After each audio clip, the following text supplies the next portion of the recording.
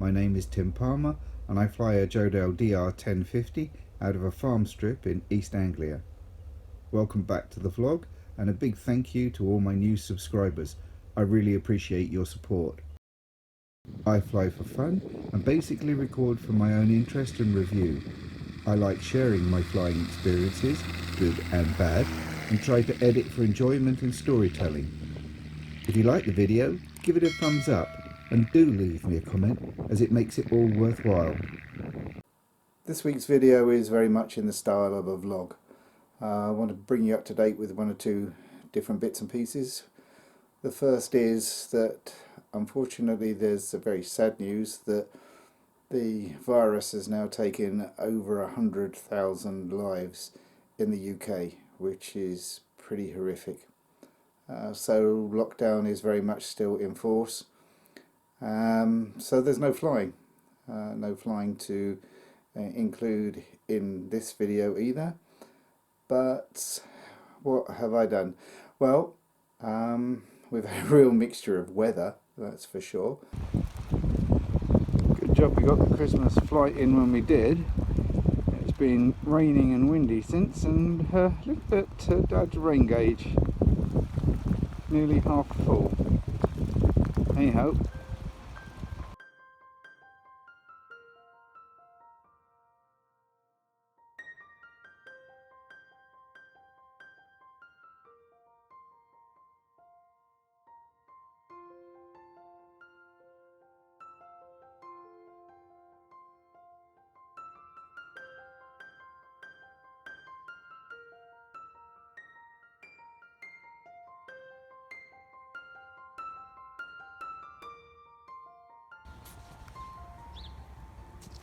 Well, it is a cold one this morning, but having said that, when you get a lockdown day and there's not a cloud in the sky,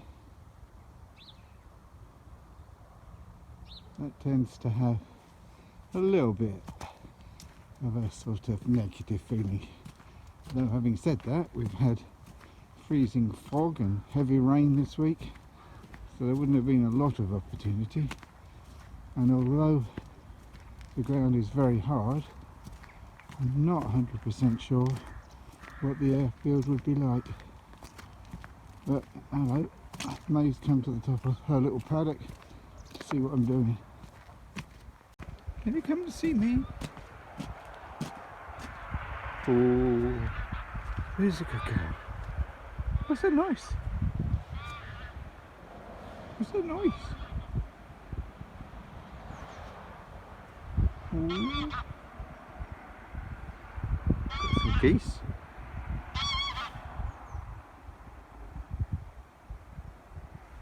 Good girl.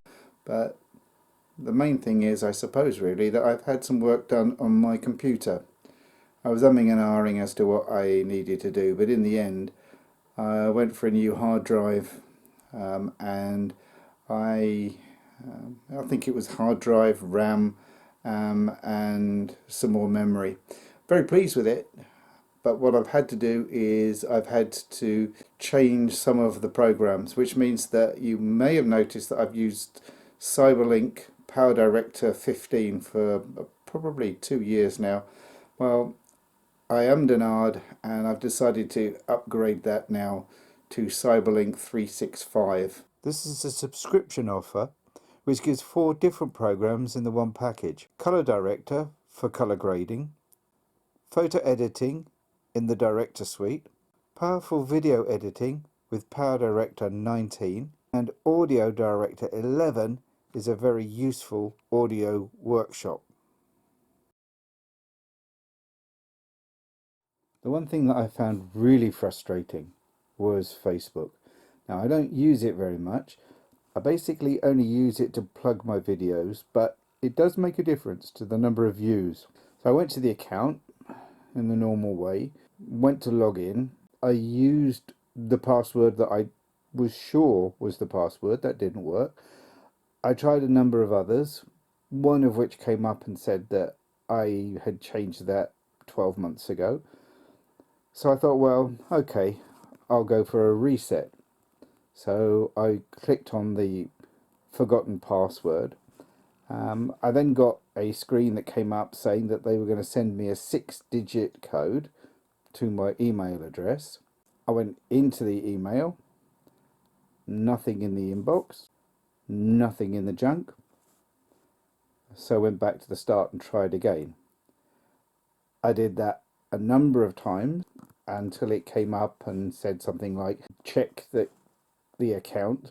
So I tried a different email, my other email, but that didn't acknowledge it. I tried the telephone number, that didn't acknowledge it.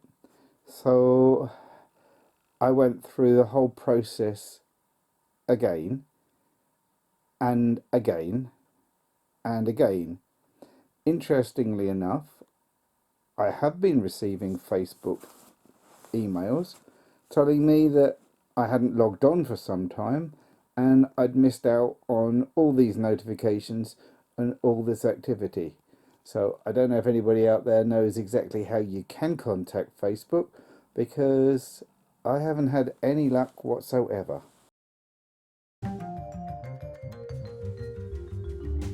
The LAA sent out an email inviting people to be part of the GASCo CAA Safety Evening. I took up the offer and signed up. It was a very useful and very entertaining 90 minutes, and I'd like to share a couple of things. 2020 is turning out to be an unusual year for general aviation. Uniquely, nearly all of us are unable to fly right now, at a time when we would be dusting off the cobwebs from winter and enjoying some sunny days in the air. As always at GASCo, we want you all to be safe and enjoy your flight, so we invite you to join us for the next 20 minutes or so, as we take you on a tour of some things we all need to think about before we go flying again. Okay, we're letting temperatures come up to where they should be.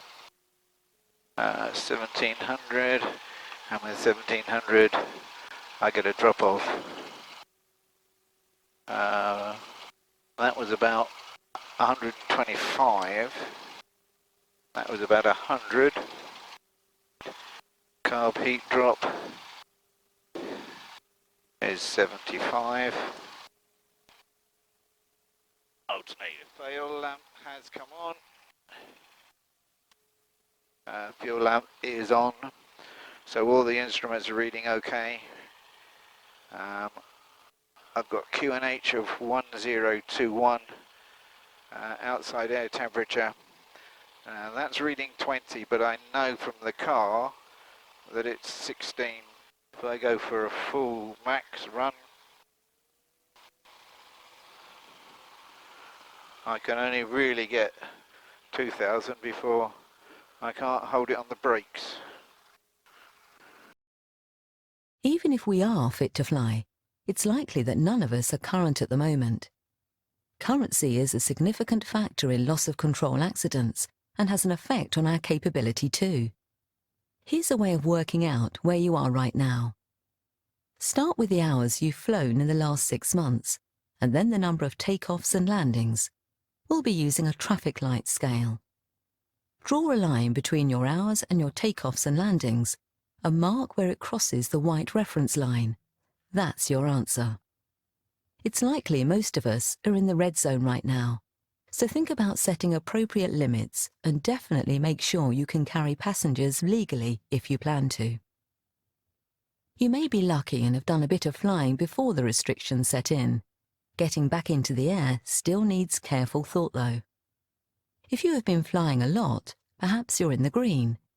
Even here, keep up your standards and don't get caught out. Have a look and work out which zone you're in now.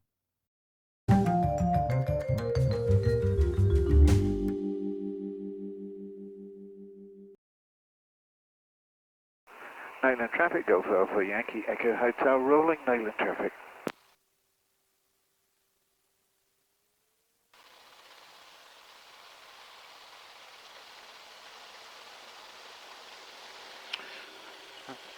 Everything seems to be working fine, no particular roll, pitch or whatever, and airborne at about 46 knots. Climb out is fine.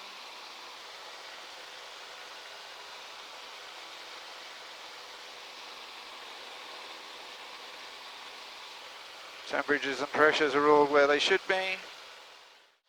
Trimmed out reasonably well.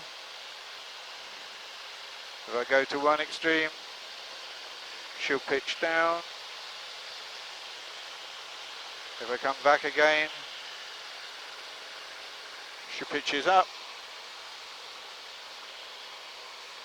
Put her back on the level.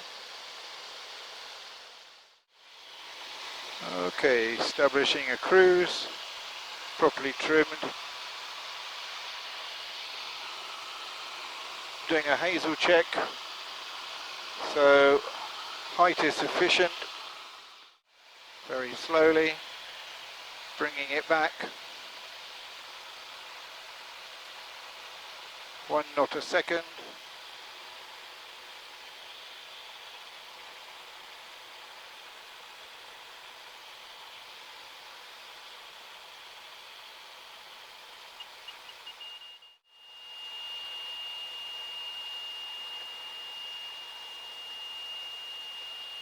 Got to puff it, and there we go. 45. Which is where she always seems to stall, which is good.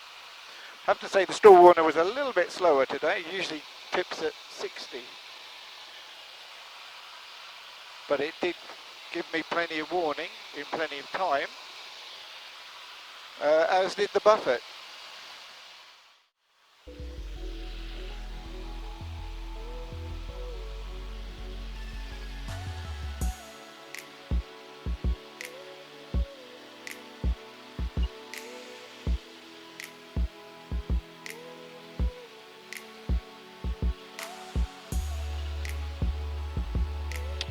Interesting.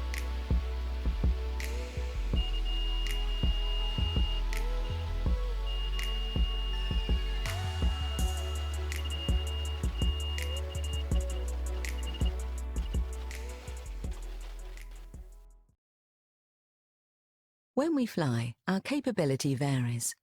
Even with lots of flying experience, a new aircraft type, a long time not flying, such as during the current restrictions, or even stresses elsewhere in our lives, can all affect our capability.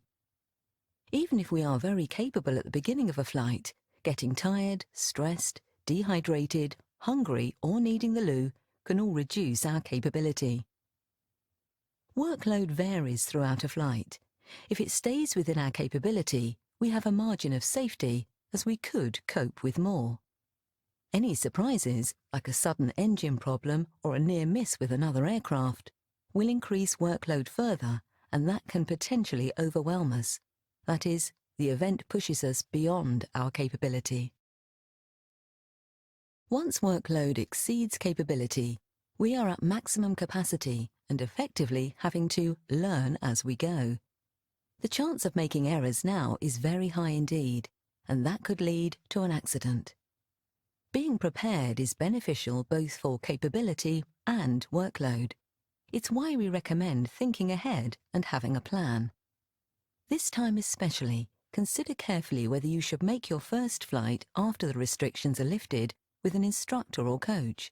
There's no shame in seeking help. We were asked to respond to the question, have you ever had an unexpected event in flight which caused you to become startled? The response from more than 600 people watching the webinar is displayed on the screen now, while Jerry Humphreys explained what happens as we revert to caveman brains, as there's an adrenaline rush to the fire alarm part of the brain, causing us to tense up, and that affects all of our large muscle groups. The message being, the better prepared we are, the better we'll be able to cope with the situation. I did tick the box to say yes because I had had 2 engine failures in my very first aircraft, a Peel CP301 Emerald. That was many years ago before I started filming my flights, and I will go into more details about that next week. But in the meantime, I did have the cameras rolling when we had a bird strike at Calais in the RV4. Calais information from Charlie Delta Juliet Bravo. Yeah, I've got the white cliffs of Dover. Really? Yep. Oh yeah.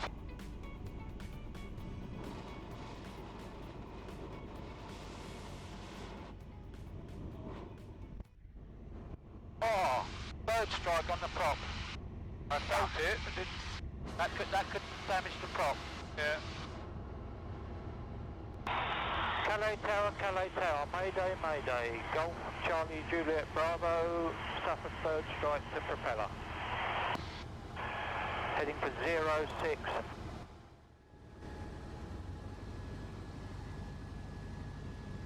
Did you hear it? Yeah, I did.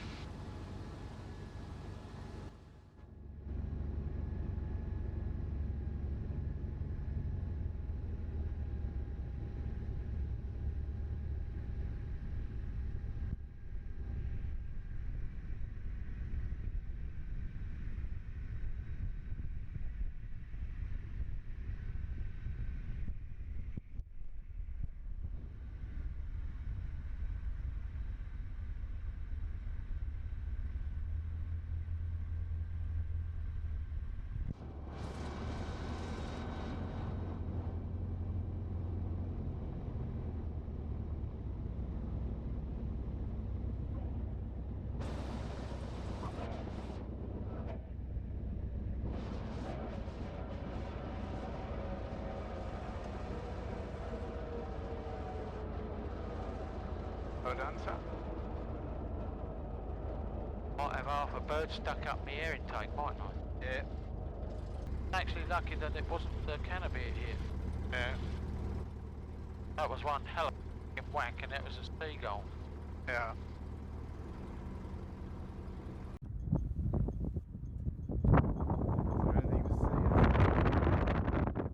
We definitely hit it. Oh yeah, no. Not only did we hit it, but I mean I heard it and I felt it.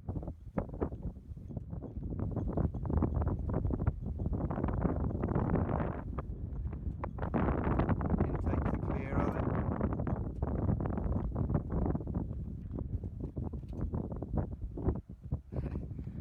So a little bit of blood on there.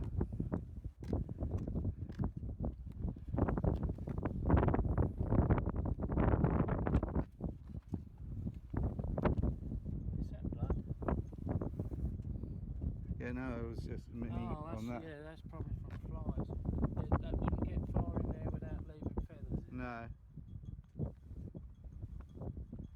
Can't see any marks. Hey up.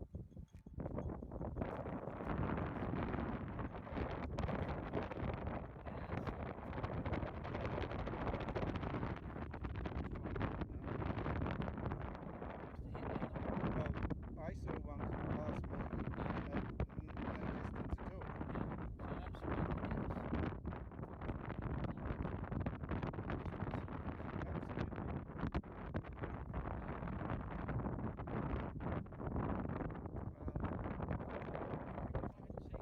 Yeah. No, that was such a mark, such a thump, wasn't it?